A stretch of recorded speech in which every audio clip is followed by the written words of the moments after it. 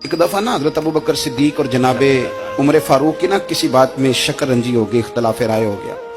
तो जनाबे उमर जरा डाढ़ी तबीयत के बंदे थे, डांट दिया अबू बकर सिद्दीक को। तो सिद्दीक एक बार नरम बंदे थे, माड़े दा की काम मोहम्मद नस जाना या रोना। तो वो गा के ना तो पहले घर रोए, फिर हुजूर के पास चले गए। जनाबे उमर कहते मुझे भी ख्याल आया कि यार ये मुझे नहीं करना चाहिए था। थोड़ी देर के बाद अच्छे लोग जो होते हैं उनका गुस्सा जल्दी उतर जाता है।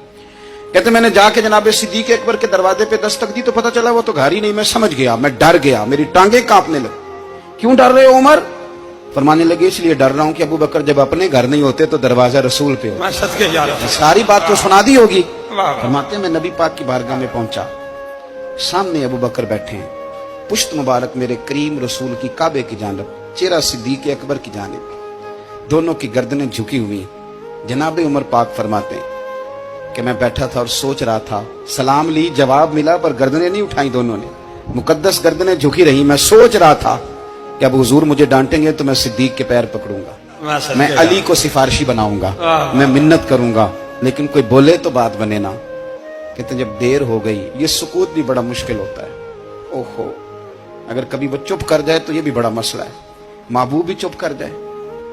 कहते मैं बड़ा परेशान हुआ, जब मेरा कलेजा मुंह को आया ना तो जनाबे उमर कहते मैं बोलने लगा तो आंसू मेरे पहले निकल गए। अल्लाहू अकबर। कहते मैंने रो के कहा सोनिया भूल गया था, मैं गया था अबू बकर के घर माफी मांगने, पर ये यहाँ आ गए। ये मेरे दोस्तों इसे मेरी तकरीर न समझना, मेरे रसूल पाक के ये असल लफ्ज आपको किताब में मिलेंगे। आप तबक़ात इब्न साद उठा के देखें। जनाबे उमर कहते हैं मैंने अर्ज की हुजूर मैंने गलती समझ ली थी, मैं गया था अबू बकर के घर, हुजूर मैं भूल गया था।